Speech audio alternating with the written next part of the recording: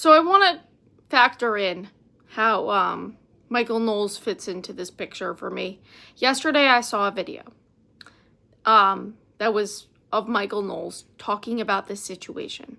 And of course, I like Michael Knowles. I like his Bond-esque attitude. I like the dancing on the table with the martini. I think it's adorable. But, and again, I will continue to like Michael Knowles, irregardless of this video. But here's what I will say. I think his take is wrong here.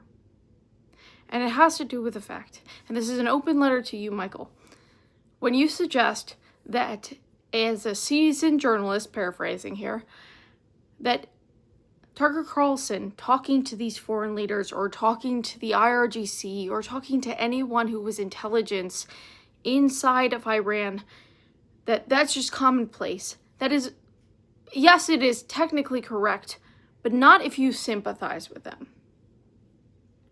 See, there's a difference between talking to someone if you slightly want to know information that you are then going to report on, but he was not reporting that information, was he? Everything we know is that he was just having these conversations. It's the same thing with why Trump had the 8 that he told about the Iran attack and did not tell people like Ilhan Omar and Rashida Tlaib, because there are people who sympathize with these foreign hostile governments. What people are not understanding about this is that he's not reporting on it.